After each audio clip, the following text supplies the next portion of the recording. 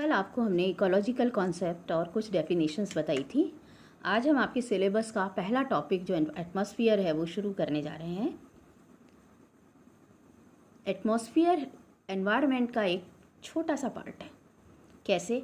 क्योंकि हमने एनवायरनमेंट जब पढ़ा था तो आपको बताया था कि एनवायरनमेंट एक कॉम्प्लेक्स है जो कि एबायोटिक और बायोटिक कंपोनेंट से मिलकर के बना हुआ होता है। अब एबायोटिक कंपोनेंट्स में कौन कौन से कंपोनेंट्स आएंगे? क्लाइमेटिक और एरियल फैक्टर्स आएंगे इसमें, जिसके अंतर्गत light, temperature, rainfall, humidity and atmosphere. तो आप समझ गए होंगे कि एनवायरनमेंट में जो बायोटिक हैं उसमें एबायोटिक में भी क्लाइमेटिक फैक्टर्स में या एरियल फैक्टर्स के अंतर्गत एटमॉस्फेयर आता है। दूसरा टोपोग्राफिक फैक्टर्स होते हैं जो कि altitude, steepness, exposure of slopes, directions, ये टोपोग्राफिक फैक्टर्स के अंतर्गत आते हैं।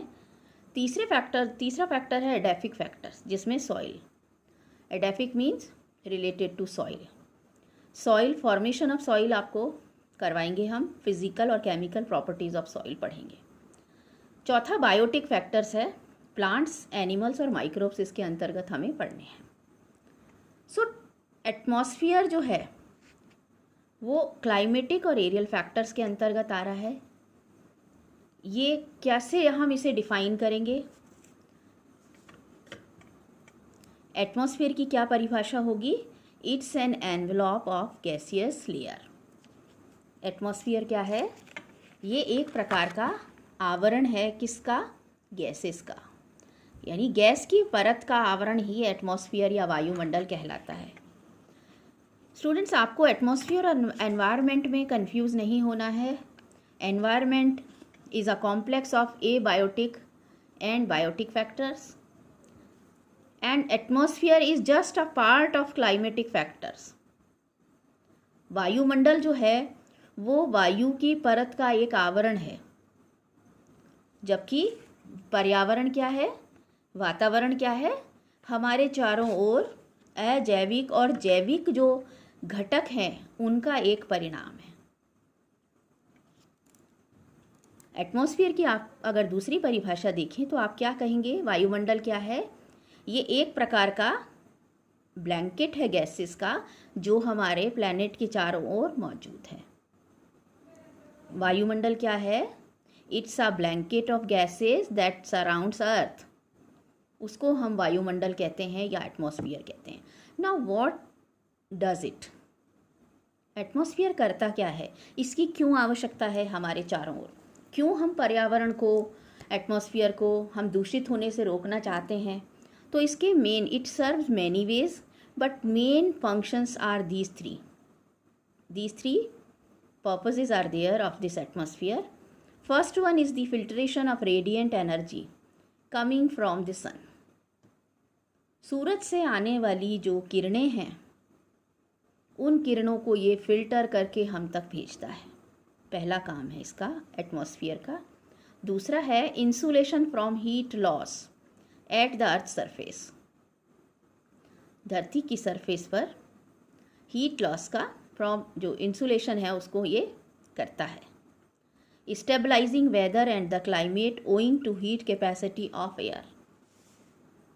जो एयर की हीट कैपेसिटी है ये उसको स्टेबलाइज करता है, जिससे कि मौसम और जो जलवायु है वो स्टेबलाइज रहे।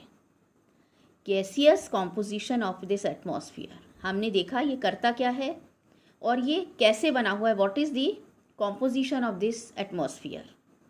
सो गैसियस कॉम्पोजिशन इसकी है that nitrogen is 78%, oxygen 21% and other gases are 1%।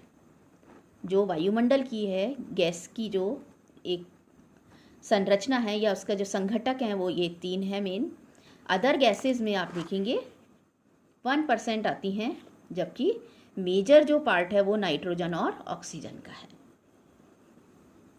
In gases के साथ साथ इसमें एटमॉस्फेयर में वाटर वेपर्स यानी जलवाष्प, डस्ट पार्टिकल्स होते हैं, इसमें धूल के कण होते हैं, धुआं होता है, कुछ लवण होते हैं, इसमें माइक्रोब्स होते हैं, पोलन ग्रेन्स होते हैं, स्पोर्स होते हैं।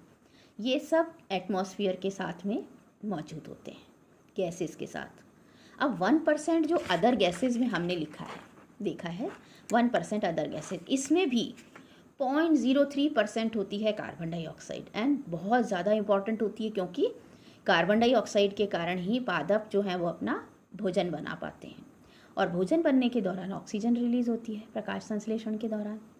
तो कार्बन डाइऑक्साइड लेयर का होना अत्यंत आवश्यक है, लेकिन इसका अगर 0.03% से ज़्यादा ये हो जाती है तो भी घातक होती है, और इसी को हम पॉल्यूशन के अंतर्गत पढ़ रहे हैं कि आज के उसमें देखें परिप्रेक्ष्य में तो कार्बन डाइऑक्साइड का लेवल जो है वो बहुत ज़्यादा हमारे एटमॉस्फेयर में बढ़ चुका है, जो कि घातक लेवल तक पहुंच चुका है।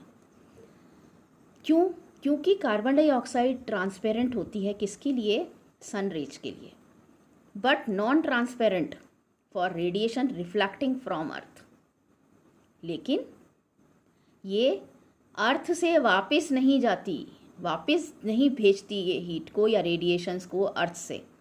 हमारे चारों ओर जो कार्बन डाइऑक्साइड मौजूद है उससे छन के सूरज की किरणें तो हम तक आ जाती हैं, लेकिन यहाँ से जो गर्मी पैदा होती है वो रेडिएशंस यहाँ से वापस नहीं जा पाते। तो अगर कार्बन डाइऑक्साइड का ज़्यादा स्तर हो जाएगा हमारे पर्यावरण में, एटमॉस्फेयर में, तो वो हमारे लिए घातक होगा। फिर एटमॉस्फेयर में ओजोन प्रेजेंट होती है। ये एक अम्ब्रेला की भांति काम करती है, जो ओजोन की लेयर होती है, जो कि हमें अल्ट्रा वायलेट रेडिएशन से हमको बचाती है। It protects from UV radiations. Now what is the, हमने डेफिनेशन देखी, हमने इसकी कॉम्पोजिशन देखी एटमॉस्फेयर की। अब हम बात करेंगे what is actually the structure of atmosphere. It contain 4 layers. इसमें 4 लेयर्स मौजूद होती हैं, और ये चारों लेयर हमारे चारों ओर मौजूद हैं। कैसे मौजूद हैं? क्योंकि धरती का जो गुरुत्वाकर्षण बल होता है वो इनको अपनी ओर खींचे रखता है, और 99% एटमॉस्फेरिक पार्ट जो होता है वो 32 किलोमीटर्स तक ही होता है। टोटल अगर 100% हम एटमॉस्फेयर को देखें, उसमें 99% 32 किलोमीटर में सिमटा हुआ होता है, और बाकी 1% जो होता है वो और आगे होता है। इसकी जो 4 लेयर्स हैं एटमॉस्फेयर की, वो मेनली हैं troposphere, stratosphere, mesosphere and thermosphere. Tropo, strato, meso and thermo. जो पहली लेयर है ट्रोपोस्फियर कहलाती है, ये सबसे नियरेस्ट लेयर होती है, हमारे धरती से सबसे पास वाली लेयर होती है हमारे प्लैनेट से। ये बहुत डेंस होती है और 16 किलोमीटर तक, धरती से 16 किलोमीटर ऊपर तक ये फैली रहती है। इसमें क्लाइमेटिक चेंजेस होते हैं, जैसे क्लाउड्स इसमें देखने को आपको मिलेंगे। बाकी सारी जो भी हैं क्लाइमेटिक चेंजेस आपको इसी लेयर में देखने को मिलेंगे। यहाँ तक कि एवरी 160 मीटर हाइट पर आप देखेंगे 1 डिग्री सेल्सियस जो टेम्परेचर है इट डाउन्स, कम होता चला जाता है, और इसी को हम बोलते हैं normal lapse rate.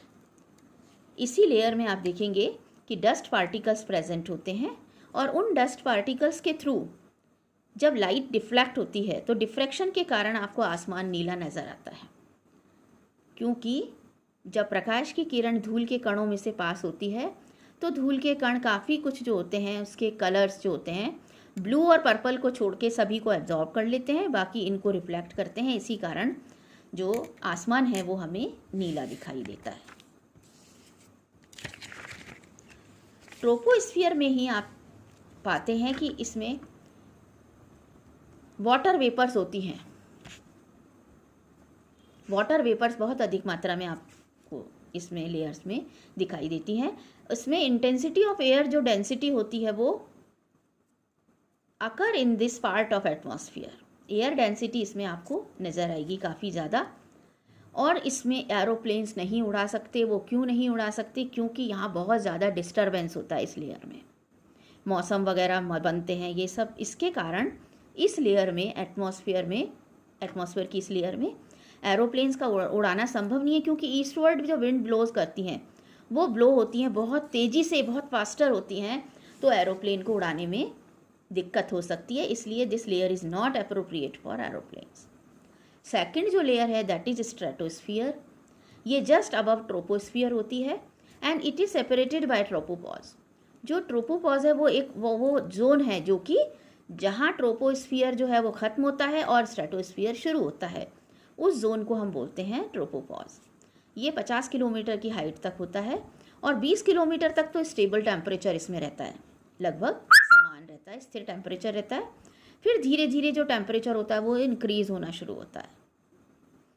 Winds are cold and not so dense as in troposphere.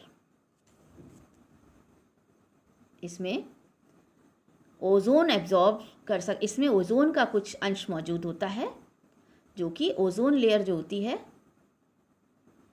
वो यूवी रेडिएशंस को एब्जॉर्ब करती है। इसीलिए हम कहते हैं ओजोन परत हमारे लिए बहुत ज़रूरी है। Clouds, water vapour, dust and all the particles are not present in this layer. Lesser changes occur in this zone.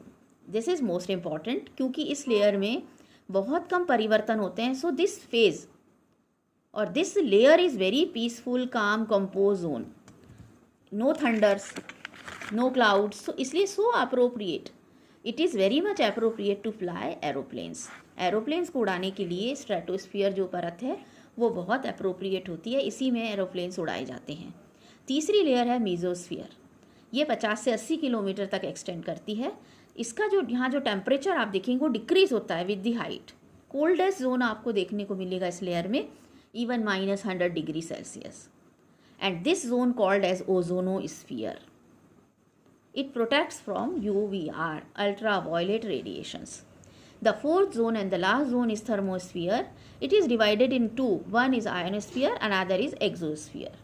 This thermosphere layer is extending 80 to 400 kilometers and very thin, or you may call it as air is very thinner and light in weight. Temperature rises because of UV radiations. They changes in heat. और 2000 degree Celsius तक का तापमान इसमें हो जाता है। Then इसमें oxygen, nitrogen जो होती है उसके कारण भी इसमें टेम्परेचर राइज होता है। X-rays actually absorb.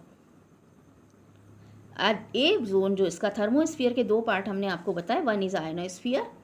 इस आयनोस्फीयर में आप पाएंगे कि इलेक्ट्रिकली चार्ज लेयर होती है ये। अगर आपसे कोई पूछे कि कौन सी लेयर होती है एटमॉस्फेयर की जो इलेक्ट्रिकली चार्ज होती है, तो आप कहेंगे आयनोस्फीयर। जो आयनोस्फीयर है इसमें जो गैस पार्टिकल्स होते हैं वो किस में चेंज हो जाते हैं, आयंस में। और ये आयंस जो होते हैं वो रेडियो वेव्स को रिफ्लेक्ट करते हैं अर्थ की तरफ। जो रेडियो तरंगे होती हैं वो तरंगे इन्हीं आयनों के द्वारा धरती तक भेजी जाती हैं। इसके 3 जोन होते हैं। डी रीजन जो कि 60 से 90 किलोमीटर तक होता है, लो फ्रीक्वेंसी रेडियो वेव्स को भेज सकता है। ई रीजन से आप मीडियम वेव लेंथ को भेज सकते हैं। एंड एफ रीजन जो होता है 1000 किलोमीटर तक होता है, that is having long wavelengths. So these are two. One zone is ionosphere, another is exosphere. Thermosphere जो जोन है इसके आयनो एक्सो हमने आपको बताया। Exosphere is the uppermost layer, 400 to 1600 kilometres तक ही आपको देखने को मिलती है। This is the thinnest layer. In this zone satellites revolve around earth. Wind air is in action, so called wind और moving air, breakage, and these are actually the part of wind. Wind जो है उसके कारण से क्या क्या चीज़ें इसमें चेंज हो सकती हैं उसके बारे में हम नेक्स्ट क्लास में बात करेंगे।